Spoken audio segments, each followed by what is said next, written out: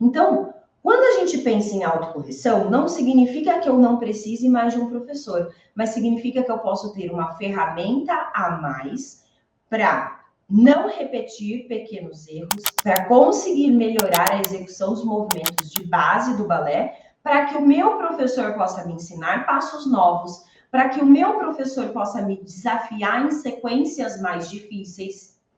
Faz sentido? Então, saber se corrigir, né, aplicar a autocorreção, não significa que você não vai mais precisar de professor. Pelo contrário, significa que o seu professor vai poder evoluir mais rápido com você na sua aula, ok? E aí, quando a gente pensa isso, cara, vamos entender por que a autocorreção é tão importante. Como é que você aprende balé? Você já parou para pensar nisso? Como é que a gente aprende balé? A maior parte dos métodos ensinam balé por repetição. Então, você vai lá e você aprende, ó, o kanji, leva lá na frente e volta, leva lá na frente e volta. Muitos métodos até repetem a aula. Além de repetir o tipo de exercício, né, a tandi, por exemplo, no balé, todo dia a gente faz tandi, todo dia a gente faz esse movimento aqui. Só que nem sempre precisa ser a mesma sequência. Um dia eu posso fazer um tandi à frente, um ao lado, um atrás. No outro dia eu posso fazer 2 à frente, 2 ao lado, 2 atrás. Eu já mudei a sequência. Tem métodos que nem a sequência muda, para garantir que vai existir uma repetição, ok? Então, muitos métodos ensinam pelo processo de repetição. Por que a maior parte dos métodos tradicionais ensinam pelo processo de repetição? Porque são métodos que foram desenvolvidos para ensinar criança a dançar balé. E a criança, o que adianta eu falar para ela, queridinha de 8, 10 anos de idade, ó, você vai fazer o pliezinho, aperta lá, aperta aqui, empuxa para frente, sentiu essa parte de trás da sua perna? A criança já está olhando a amiguinha que chegou com um arranjo fenomenal assim na cabeça. É uma. A criança se distrai muito fácil. Então, eu não consigo ensinar balé para a criança explicando tantos detalhes. Eu preciso fazer com que ela repita o movimento por muitas e muitas vezes, até que o corpinho dela vai entendendo, muitas vezes até brincando, o corpinho vai entendendo e vai reproduzindo o movimento. Só que a gente não é criança, a gente é adulto. A gente não precisa aprender pelo processo de repetição, ok? Mas vamos chegar lá. A Andrea colocou ali, aprendo copiando, né? Uma outra maneira que a gente tem de aprender é copiando. Eu olho o movimento da frente, da colega da frente e vou copiando.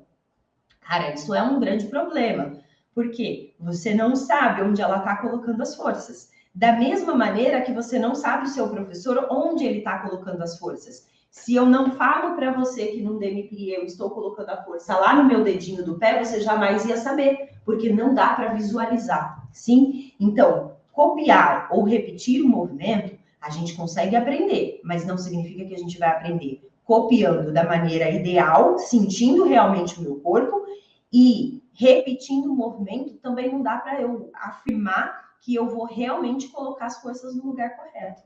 Sim, aí eu levo mais tempo para conseguir esse processo. Então, como que a autocorreção ela vem ajudar no nosso processo de aprendizagem? Ela faz a gente aprender mais rápido. Eu aprendo mais rápido, por quê? Além de eu poder olhar para copiar, né? Então, não, dobrou a perna, vou dobrar a perna.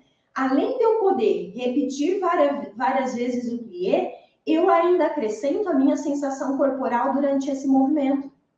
Então, eu vou executar o movimento, eu tenho um estímulo para ver como o movimento é feito, eu escuto a explicação de todo esse movimento. Além disso, eu consigo perceber o meu corpo nesse movimento. Quando existe esse conjunto, eu consigo aprender balé mais rápido. Eu não sei se vocês conhecem, mas existe uma companhia de balé de cegos. As meninas, os meninos que dançam lá, eles têm deficiência visual, tá? Tem alguns que não enxergam absolutamente nada. E elas dançam na ponta, balé de repertório. Como é que eles aprendem balé? Não foi antes de, né? Não, tem pessoas que nasceram cegas e aprendem balé. Como é possível uma pessoa que não enxerga para copiar, que não enxerga para ficar reproduzindo aquilo, copiando, aprender? ela vai ouvindo, dobra o joelho. Não é tão simples assim, né? Agora, se ela souber o que ela tem que sentir quando ela fizer o demi-plié, fica um pouco mais fácil. Se a gente, além de que a gente consegue, né, da habilidade que a gente tem de enxergar o movimento, da habilidade que a gente tem de ouvir, você vai dobrar os seus joelhos, empurrando o joelho para trás, ao mesmo tempo que você pressiona, fecha os olhos. Fecha os olhos. Só vou falar, ó, você vai dobrar os seus joelhos, pressionando o chão com o dedinho do pé, empurrando o seu joelho para trás, ao mesmo tempo que você empurra o xixi para frente, crescendo as costas lá para o teto, empurrando o xixi para frente. Cara, olha a riqueza que a gente tem no ouvido. Sim, a gente tem mais riqueza no que a gente escuta, no que a gente enxerga dentro do balé. Só que muitas vezes a gente fica tão... Eu tenho que ver qual é o pulo do gato. Qual que é o pulo do gato do movimento? Que eu paro de escutar. Ou às vezes o professor também não dá valor para isso e não explica o passo a passo. Então, no processo de aprendizagem, a gente associa o que a gente escuta com o que a gente vê, com o que a gente está sentindo no nosso corpo. Isso é aprender usando a autocorreção, alinhado com a repetição, alinhado com o espelho do que você está vendo do movimento.